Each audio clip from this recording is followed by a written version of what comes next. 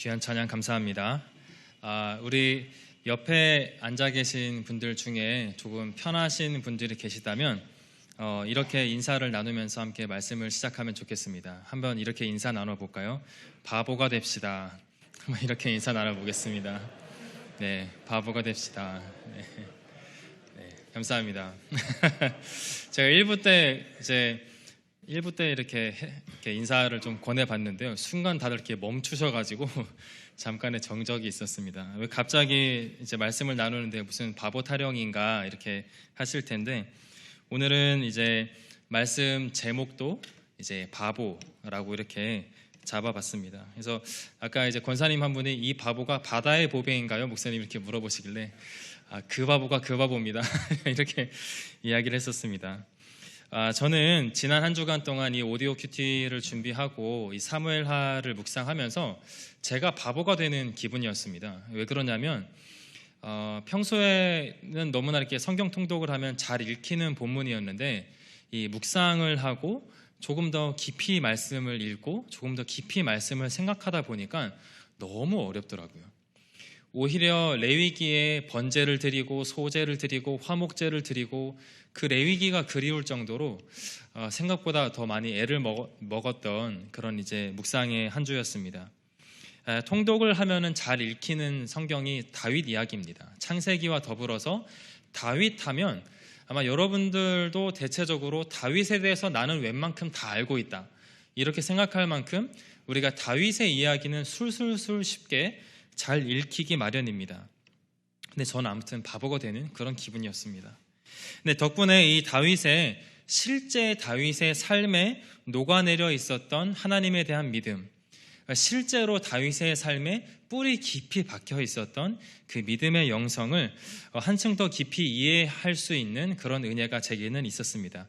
함께 그 말씀의 은혜를 나누면서 저와 여러분 모두가 이 바보 같았던 다윗을 닮아가는 바보들이 될 수 있기를 주님의 이름으로 축원합니다. 사실 다른 설명이 필요 없죠. 우리가 바보라고 말을 하면 이 바보에 대한 의미는 뭔지 다 알고 있습니다. 근데 이제 사전적인 정의가 이렇더라고요. 보통 사람보다 어리석은 사람.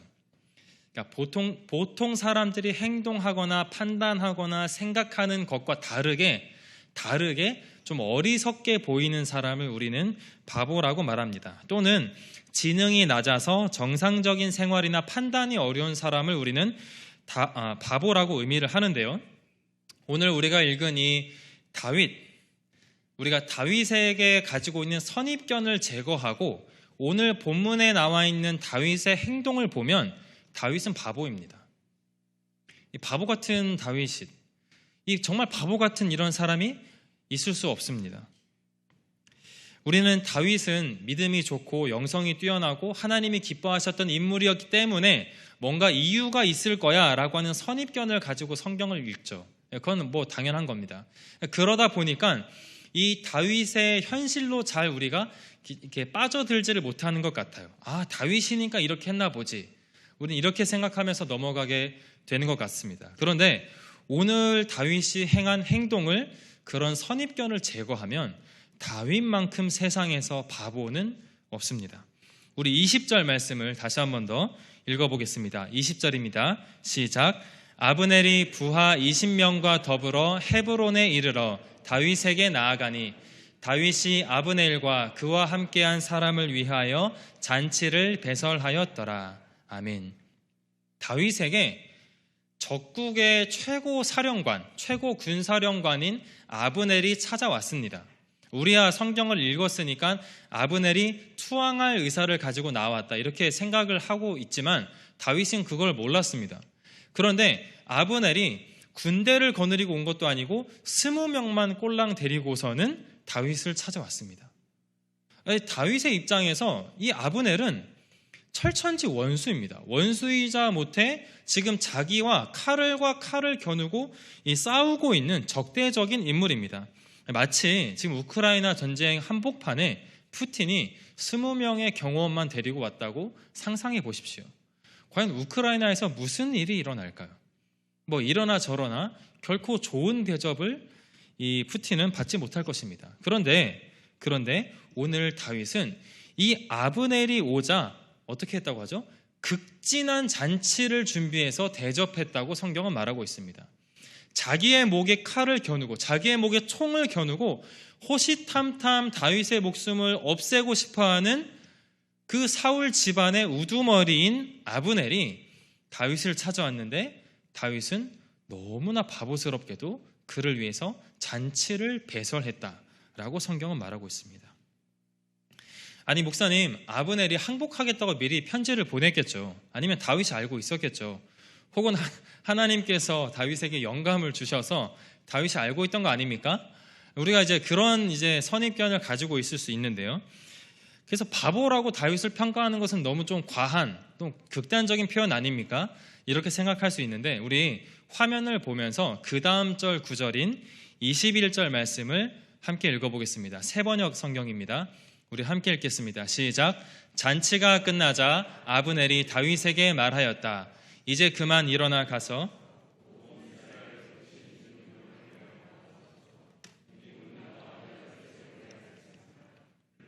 임금님이 원하시는 어느 곳에서나 원하시는 대로 왕이 되셔서 다스릴 수 있습니다. 다윗이 아브넬을 떠나 보내니 그가 평안히 떠나갔다. 아멘. 말씀을 보시면 아시겠지만 아브넬이 다윗에게 항복하겠다는 의사를 언제 꺼냅니까? 이 잔치를 충분히 먹고 누리고 즐기고 난 다음에서야 속내를 드러냈습니다. 제가 우리 집안을, 우리 이스보셋을 왕으로 모시고 있는 나머지 지파를 다 설득해서 임금님을, 이제 왕이라고 표현하고 있죠. 왕을 왕으로 모시겠습니다. 원하시는 어느 곳에서나 모든 곳에서나 왕으로 원하시는 대로 다스리십시오. 이게 제가 온 목적입니다. 이렇게 아브넬이 자신의 속내를 꺼내고 있습니다. 다윗은 항복 또는 항복의 조건 이런 것과는 상관이 없이 전혀 모르는 상태로 이 아브넬에게 풍성한 잔치를 베풀었습니다. 그러니 바보가 맞습니다. 하지만 하나님께서는 이처럼 바보 같은 다윗을 사용하셨습니다. 분열되었던 이스라엘이 서로 칼을 맞대며 싸우고 있었는데 그 극심한 갈등과 대립을 다윗은 풀고 화해하고 평화롭게 이스라엘이 통일될 수 있는 은혜의 통로가 되었습니다. 바보 다윗이었지만, 다윗은 너무나 바보스러웠지만 그의 삶의 현장에는 항상 떠나지 않는 실제적인 하나님의 역사와 은혜가 있었던 것을 우리는 생각해 볼 수 있습니다. 다윗은 아브넬과 철천지 원수였습니다. 여러분이시라면 아브넬이 여러분에게 찾아올 때 여러분이 다윗이라면 어떻게 하시겠습니까? 다윗은 바보가 되는 길을 선택하여서 바보처럼 보여지고 신하들에게도 바보처럼 비춰졌지만, 바보라는 수식어는 붙었을지 모르지만 다윗의 삶에는 하나님의 은혜와 능력이 있었다는 사실입니다. 저는 바라기는 여러분 모두가 바보가 될지언정, 아니죠, 말을 잘못했습니다. 바보가 되시기를, 다윗과도 같은 믿음의 바보들이 되시기를 주님의 이름으로 축복합니다. 지금도 변함없으신 하나님, 다윗의 때나 지금 우리의 때나 한결같으신 그 하나님께서 여러분의 삶에 역사하고 계시는 오늘의 여러분의 믿음은 어떻습니까? 삶의 문제가 하나님을 통해 해결되고 계십니까? 힘들고 지칠 때 주님께서 여러분의 삶에 큰 위로와 도움이 되고 계십니까? 아멘입니다. 근데 이것보다 더 중요한 것이 있습니다. 하나님을 날마다 우리가 피부로 느끼고 우리의 삶의 현장에서 주님을 경험함으로 말미암아 여러분의 삶은 성령의 사람으로 변화되어 가고 계십니까? 여러분 스스로가 스스로를 보시기에 여러분의 믿음이 계속해서 자라고 계십니까? 여러분이 계속해서 성령의 열매를 맺고 계십니까? 그렇다라면 여러분은 다윗처럼 살고 계신 분들인 겁니다. 만약에 그렇지 않다라면 무엇 때문에 여러분은 그렇게 못하고 계십니까? 아마 여러분의 삶에 하나님의 역사와 능력을 맡고 있는 그 무엇은 대체 무엇입니까? 우리는 하나님의 말씀대로 살고 싶은 의지도 있고 하나님을 닮고 싶은 사모함도 있는데 대체 왜 우리의 삶은 하나님께서 변화시키지 못하고 계신 것입니까? 의외로요, 이유는 간단하다고 저는 생각합니다. 바로 우리의 삶에는 너무 복잡한 것들이 많기 때문입니다. 우리는 하나님의 말씀대로 순종하며 따르고 살기에 너무나 뭔가 복잡합니다.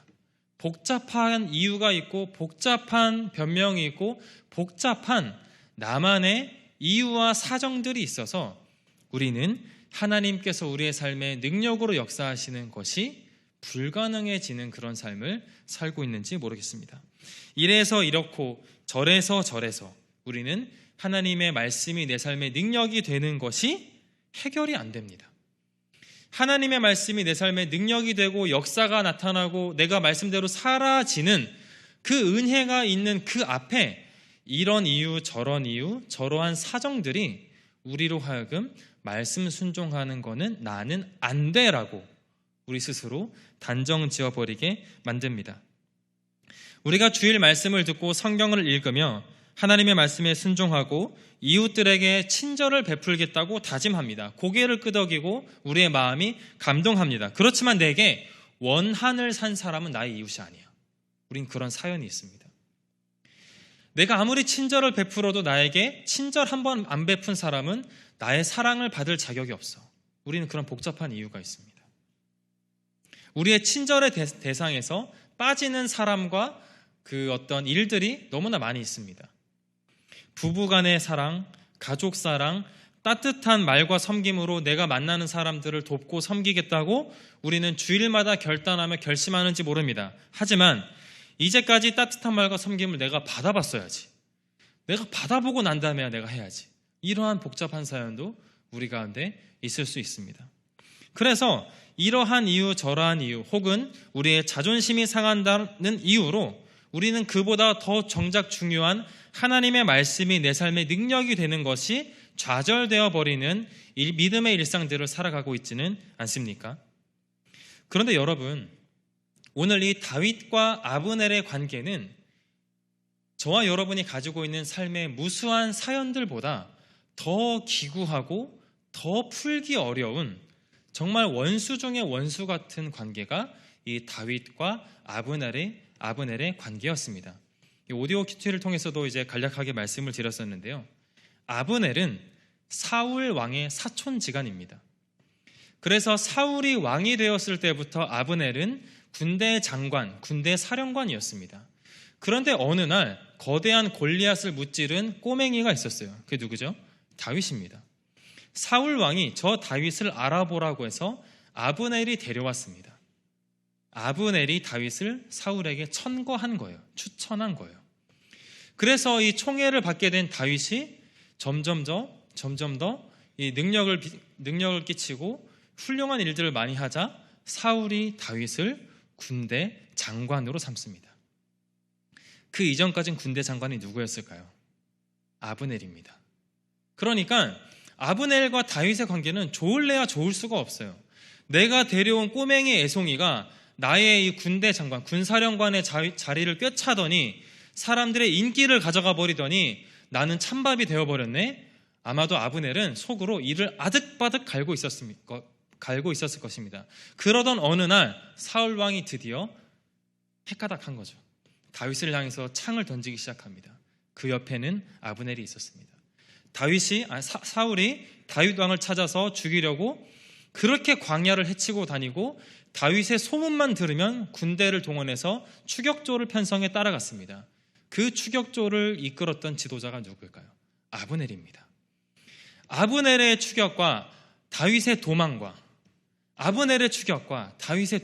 이 다윗과 아브넬의 관계는 우리가 생각하는 것 그 이상으로 갈등의 골이 깊어서 결단코 해결되지 않을 그러한 여러 가지 이해관계가 얽혀있는 복잡한 관계였습니다. 그러니 사울 왕이 죽자마자 아브넬은 다윗이 왕이 되어야 되는 것을 알고 있지만서도 바로 자신의 조카인 이스보셋을 데려다가 왕으로 세워버린 거예요. 다윗이 왕이 되면 내가 어떻게 될지 모른다. 다윗이 왕이 되면 내가 허구한 날 죽이려고 쫓아다녔었는데 내가 찬밥이 되는 문제가 아니라 까마귀 밥이 될 수 있다. 아마 그런 생각을 했을 것입니다. 그래서 아브넬은 자신의 조카인 이스보셋을 데려다가 사울 집안의 왕으로 세웁니다. 그러니까 이 원한 관계는 해결할래야 해결될 수 없는 정말 철천지 원수 중의 원수의 관계들이었습니다. 그런데 이 둘이 어떻게 화평을 맞이하게 되고 평화를 누리게 되었습니까? 바로 그것이 다윗이 베풀었던 잔치 덕분이었습니다. 다윗이 행했던 그 바보스러운 행동, 바보스러운 잔치 하나 때문에 이 다윗은 과거에 아브넬에게 받았던 섭섭함과 상처와 분노와 원한들을 차치하고서 이 잔치를 베풀었기 때문에 다윗과 아브넬을 통하여서 이스라엘에는 평화의 통일이 찾아오게 되었던 것입니다. 사실 제가 이 다윗을 묵상하면서 제가 바보가 된 기분이 들었다라고 말씀드렸었는데요. 그 이유는 저는 묵상을 하면 묵상을 할수록 저는 요압이 더 공감 갔기 때문에 너무나 어려웠습니다. 사실 우리는 요압들입니다. 우리는 다윗처럼 바보가 되기를 원하지 않습니다. 세상을 살아갈 때 누가 나를 향해서 감히 바보라고 말해? 내가 아무리 예수를 믿어도 나는 고상하게 예수를 믿을 것이고, 내가 아무리 예수를 믿어도 나에게 함부로 대하는 사람은 내가 2배로 갚아줄 것이고, 내가 아무리 예수를 믿어도 나한테 친절 한번 베풀지 않은 사람에게 나는 눈길 한번 주지 않는, 어쩌면 저와 여러분은 요압처럼 살아갑니다. 우린 다윗이 아닙니다. 근데 이 요압의 분노와 공감을 저는 묵상하면서 너무나 계속 묵상이 돼가지고 너무나 오디오 큐티를 준비하는 게 힘이 들었습니다. 요압이 됩시다. 이렇게 오디오 큐티를 준비하고 말씀을 전할 수는 없잖아요. 우리 같이 세 번역으로 24절, 25절 말씀을 같이 다시 한번 읽어보겠습니다. 함께 읽겠습니다. 시작. 이 말을 듣고 요압이 곧바로 왕에게 가서 항의하였다. 임금님이 어찌하여 이렇게 하실 수 있습니까? 아브넬이 임금님에게 왔는데 임금님은 어찌하여 그를 그냥 보내어서 가게 하셨습니까? 아브넬은 임금님께서 잘 아시다시피 임금님을 속이려고 온 것이며 임금님이 드나드는 것을 살피고 임금님이 하고 계시는 일도 모조리 알려고 온 것입니다. 아멘. 우린 요압이지 않습니까? 요압의 말이 다 맞습니다. 아니 형님 정신이 있으십니까? 이 둘은 친척 관계입니다. 다윗 형님 정신이 있습니까? 우리가 아브넬한테 당한 게 얼마인데 그 아브넬을 그냥 맞이한다고요? 아브넬은 그렇게 허튼 인물이 아닙니다. 아마 와서 정탐하고 염탐하고 우리의 군세가 얼마고 형님이 계시는 집이 어디이고 이거를 파악하고 난 다음에 우리에게 복수하려고 벼르고 있는 겁니다. 아니 형님 생각해 보십시오. 형님의 사촌인 아사엘이 죽지 않았습니까? 그게 열받지 않습니까? 요압은 지금 화가 나고 분에 차서 우리가 가지고 있는 이 복잡한 이유들은, 복잡한 속사정들은 하나님도 다 아실 겁니다. 우리는 지금 아브넬을 그렇게 대해서는 안 됩니다. 라고 요압은 목에 핏대를 세워서 지금 소리를 지르고 있는 것입니다. 사실 우리는 이러한 요압들입니다. 내게 안 좋은 일을 했던 사람, 원하는 관계인 사람은 하나님께서 그를 천국에 못 가게 하시면 좋겠다라고 속으로 생각할 수도 있습니다. 여러분은 생각 안 하실지 모르겠지만 저는 진짜 그렇게 기도를 해봤습니다. 하나님 제발 저 사람이랑 같이 천국 가기 싫어요. 이렇게. 그리고 난 다음에 물론 회개를 하긴 했죠. 우리의 심경은 사실 그렇습니다. 하나님 사랑, 이웃사랑의 말씀에 감동과 도전을 받을지언정 나의 원수와 나에게 해코지했던 사람들은 나의 이웃사랑의 대상에서 배제시켜 버립니다. 요압처럼 그들을 복수의 대상으로 생각할 뿐입니다. 원수만이 아닙니다. 사랑하는 아내와 남편, 내 자녀나 주변에 대해서도 그렇습니다. 내가 먼저 다윗처럼 친절을 베풀어야 한다고? 왜 나만 항상 먼저 친절을 베풀어야 해? 나도 좀 먼저 받아보자 라고 하면서 우리는 하나님의 말씀과 조금씩 거리가 멀어지는 일상을 살아가고 있을지 모르겠습니다. 나는 친절을 베푸는데 왜 매번 저 사람은 내게 피해만 주지? 저 사람도 나에게 섬김과 사랑을 받을 자격이 없어. 주님께 하듯 섬기기는 무슨? 우리는 이렇게 참 다양하고 복잡한 이유들로 하나님의 말씀을 실천하기가 어렵습니다. 그래서 우리는 내 삶에 하나님께서 역사하시는 것, 말씀이 은혜로 나에게 찾아오고 말씀이 능력이 되어서 내 삶에 진짜 하나님을 경험하는 간증이 늘어나는 것으로 점점 더 멀어지는 삶을 살고 있어요. 예수님을 처음 만났을 때, 하나님을 경험했을 때, 언제 한날 뜨거웠던 그 순간의 추억으로 우리는 어쩌면 오늘의 신앙을 되풀이하고 있는 것은 아니십니까? 말씀의 실천보다 더 중요하고 복잡한 이유가 과연 어디에 있을까요? 왜 내 삶에는 말씀의 능력이 없을까요? 왜 우리는 하나님의 말씀 앞에 단순해지지 못하는 것일까요? 이제는 바라고 소망하기를 우리도 다윗처럼 바보가 되어서 주님의 말씀 앞에 단순해지고 주님의 말씀을 살아내는데 능력이 넘치는 저와 여러분의 믿음의 인생이 되기를 예수님의 이름으로 축원합니다. 우리 옆에 분들에게 이렇게 한번 인사해 볼까요? 똑같은 인사입니다. 믿음의 바보가 됩시다. 이렇게 인사해 보겠습니다. 믿음의 바보가 됩시다. 아멘. 감사합니다. 믿음의 바보가 됩시다. 우리는 어떻게 해야만 이 복잡하고 다사다난한 우리의 사정들을 뚫어가면서 하나님의 역사가 내 삶에 일어나는 것을, 실제 하나님의 능력이 내 삶에 펼쳐지는 것을 경험하며 누리며 살아갈 수 있는 믿음의 바보가 될 수 있을까요? 그것은 바로 다름이 아니라 하나님의 말씀만 내가 생각하고 판단하고 실천하는 삶의 기준을 삼으면 됩니다. 설교노트 3번인데요. 여러분, 이 다윗의 모습과 요압의 모습을 한번 우리 상상해 보면 좋겠습니다. 왕도 아시려니와 형님도 아시잖아요. 이렇게 하면서 자신의 분과 억울함과 그 열받음을 호소하며 토로하는 요압의 말에 다윗은 반박할 수 없습니다. 맞는 말이니까요. 다윗도 그걸 똑같이 겪었으니까요. 다윗도 똑같이 요압의 동생의 죽음에 슬퍼했으니까요. 그런데 다윗이 똑같은 경험을 한 상처와 슬픔과 원한과 분노임에도 불구하고 다윗은 우리 함께 잔치를 즐깁시다라고 아브넬에게 손을 내밀 수 있었고, 동일한 아브넬을 향해서 요압은 왕도 아시지 않습니까? 라고 하면서 자신의 그 복잡한 감정들을 풀어냈던 그 차이는 다름 아니라 말씀이었습니다. 상상해 보세요. 요압도 아브넬에게 원한이 있습니다. 하지만 다윗도 똑같은 원한이 있습니다. 왜냐하면 요압과 다윗은 생사를 함께한 동고동락한 전우이기 때문입니다. 아브넬에게 겪었던 수모와 수치와 위협과 생명의 목숨이 간당간당하는 그 위협들은 요압도 마찬가지고 다윗도 마찬가지고 똑같은 경험을 했고 똑같은 감정을 가지고 있고 동일한 트라우마를 가지고 있습니다. 그런데 다윗과 요압이 달랐던 차이는 다윗은 말씀을 선택하기로 결단을 했고 요압은 자신의 그 정당함, 자신의 타당함, 마치 돌아온 탕자의 첫째 아들처럼 나는 곧 죽어도 내 생각이 옳습니다 라고 우기는 그 억울함이 요압에겐 더 중요했었기 때문입니다. 그래서 이 다윗과 요압의 큰 차이는 말씀 때문인데요. 그게 특별히 어떤 말씀 때문이냐면 다름 아니라 살인을 해서는 안 된다라고 하는 모세오경에 있는 말씀 때문입니다. 우리 함께 말씀을 보시면서 읽어보겠습니다. 민수기 35장 말씀입니다. 시작. 너희는 너희가 거주하는 땅을 더럽히지 말라. 피는 땅을 더럽히나니 피 흘림을 받은 땅은 그 피를 흘리게 한 자의 피가 아니면 속함을 받을 수 없느니라. 아멘. 다윗은 지난 사무엘하 2장, 3장, 4장을 우리가 묵상해 오시면 아시다시피 다윗은 전쟁을 원하지 않았습니다.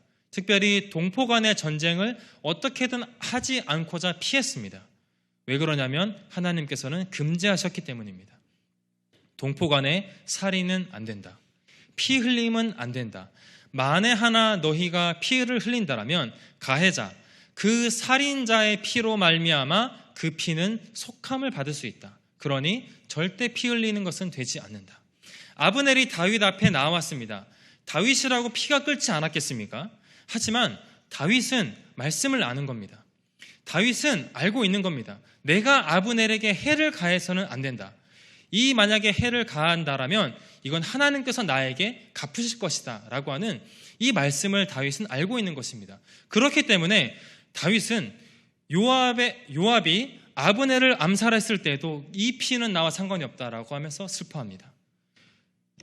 나중에 이후에 이스보셋 왕이 암살을 당했을 때에도 다윗은 똑같이 말합니다. 이 피는 나와 상관이 없다. 왜냐하면 나는 살인을, 나는 동포를, 나는 같은 우리 유대 민족을 피 흘리게 하는 것을 원하지 않았다라고 다윗은 분명히 기준 삼아 말하고 있었던 것이죠. 그렇기 때문에 이 바보 같았던 다윗이 말씀을 붙들며 그 상황들을 넘겨내고 잔치를 배설했기 때문에 다윗으로 말미암아 전쟁터가 아닌 평화의 장이 찾아오게 되었던 것입니다. 만약에 생각해 보세요. 아브넬이 찾아왔습니다. 다윗이 이를 아득바득 깔면서 협상을 합니다. 왜 왔어? 아브넬이 잠깐 우리 오랜만에 회포나 좀 풉시다. 내가 너랑 회포 풀 게 뭐 있어? 돌아가. 만약 이렇게 했다라고 한다면 아브넬이 속내는 내가 당신에게 항복하러 왔습니다 라고 할지언정 그걸 꺼내지 못하고 돌아갔을 수도 있지 않겠습니까? 성경에 나온 이야기는 아니지만 충분히 그럴 수도 있었을 것입니다. 마찬가지로 여러분 한번 상상해 보십시오. 만약에 생각해 보십시오.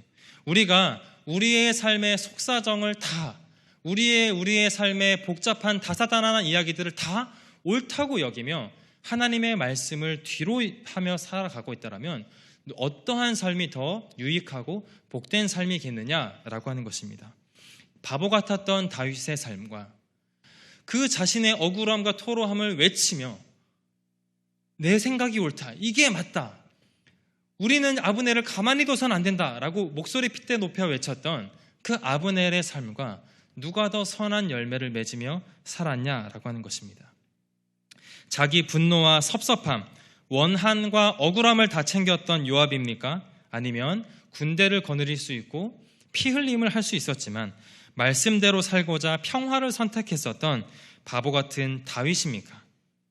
여러분은 만약에 여러분의 전쟁터 같은 여러분의 삶에서 실제 하나님의 역사가 여러분의 삶에 펼쳐지는 것을 선택하시겠습니까? 아니면 여러분의 전쟁 같은 삶의 일상에서 여러분의 복잡한 사정들이 인정받고 내가 이렇게 하는 게 옳아라고 하면서 여러분의 억울함을 토로하며 사는 것이 더 유익하시겠습니까? 선택은 우리의 몫인 것입니다. 말씀의 은혜도 없지만 내 체면을 살리고 나의 자존심을 세우는 것이 유익하시겠습니까? 바보같이 자존심과 우리의 체면들을 내려놓지만 그 바보 같은 다윗의 삶에 함께 하셨던 하나님이 오늘도 우리들의 삶에 함께 하시는 것이 유익하시겠습니까? 영원한 것을 얻기 위해 영원하지 않은 것을 버리는 사람은 결코 바보가 아니다. 식인 부족에게 선교를 나갔다가 잡아먹혔던 짐 엘리엇이 남겼던 이 명언입니다. 이 짐 엘리엇은 20대 후반에 총망받았던 미국의 목회자였습니다. 그래서 미국 전역이 들끓어서 말렸습니다. 짐 엘리엇과 그 선교팀을 가지 말라고, 아니면 다른 선교지로 가라고 뜯어 말렸습니다. 왜 식인종에게 갑니까? 집을 지어주거나 음식을 보내지 왜 당신들이 가서 음식이 되려고 합니까? 그렇게 사람들은 말렸습니다. 짐 엘리엇 목사님, 당신은 지금 갓 태어난 아기와 사랑하는 아내가 있지 않습니까? 그들을 놔두고 어떻게 간단 말입니까? 그런데 이들이 가면서 남겼던 말이 저 말인 것입니다. 영원하지 않은 것을 영원한 것을 위해서 포기하는 자는 결코 바보가 아니다. 아들을 잃은 아픔을 정당한 사형 집행을 통해서 유족들과 함께 달래기나 하지 뭐하러 그런 바보 같은 결정을 내립니까? 뭐하러 아들을 죽인 그 살인자를 양자로 삼아서 그 양자를 계속 쳐다보면서 우리 가족들이 힘들고 고통받고 괴롭게 한다고 하시는 겁니까, 아버지? 손양원 목사님이 그 딸인 손동희 권사님에게 들었던 이야기입니다. 왜 이렇게까지 해야 됩니까? 왜 이렇게까지 하셔야 됩니까? 그때 손양원 목사님이 이렇게 말했습니다. 주님께서 원수를 사랑하라고 하셨다. 그러니 나는 사랑해야 되지 않겠느냐. 말씀을 실천하는데 우리는 너무나 많은 복잡한 이야기들이 붙어 있습니다. 이 말씀 하나를 실천하기 위해서, 저 말씀 하나를 실천하기 위해서 우리는 우리의 삶에 뚫고 헤쳐나가야 되는 너무나 많은 복잡한 이야기들이 있습니다. 그런데 손양원 목사님의 말씀처럼 우리가 말씀을 실천하는 데 있어서는 단순해져야만 말씀을 실천할 수 있습니다. 이제 말씀을 마치겠습니다. 우리 사랑하는 평화교회 성도 여러분, 말씀이 여러분의 삶에 역사하시기를 주님의 이름으로 축원합니다. 그러면 단순해져야 됩니다. 하나님의 말씀이 우리의 삶에 와닿을 때, 하나님의 말씀이 우리에게 문을 두드릴 때 그 앞에 복잡하고 그 잡다한 우리의 인생의 장애물들을 치우셔야만 합니다. 그리고 그 말씀에 단순하게 반응할 수 있는 그 은혜가 있기를 축원합니다.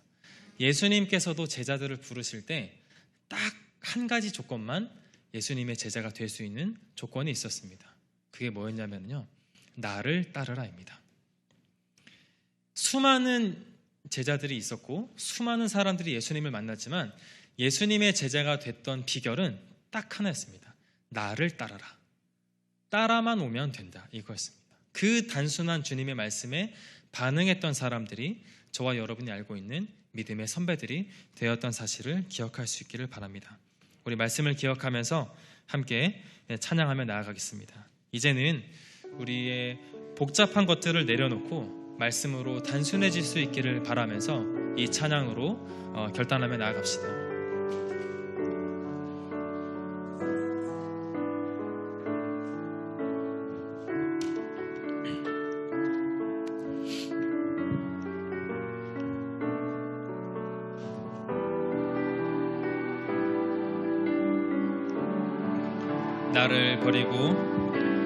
나를 버리고 그의 길을 가는 것, 세상 그 무엇보다 어려운 내려놓음. 내 안에 예수 그분만 생각할 때 하늘의 그 손이 일하시네. 그분의 마음, 그분의 시선, 그분의 원하심은 내 마음에 두는 것. 십자가 사실 그곳에 나설 때에 주님 나를 통해 일하시네. 그 사랑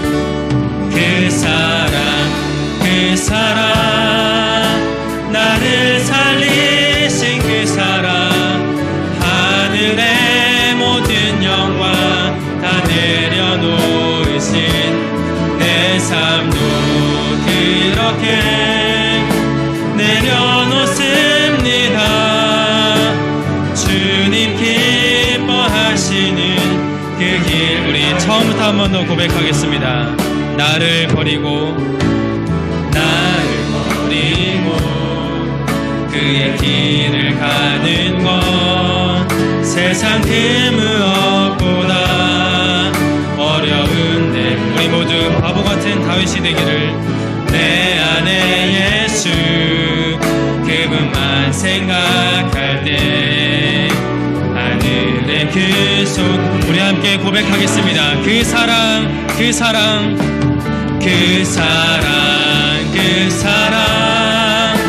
나를 살리신 그 사랑, 하늘의 모든 영광 다 내려놓으신 내 삶도 그렇게 내려놓습니다.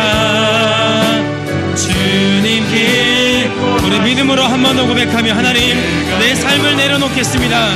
그 사랑 나를 살리신 그 사랑, 하늘의 모든 영광 다 내려놓으신 내 삶도 그렇게 내려놓습니다.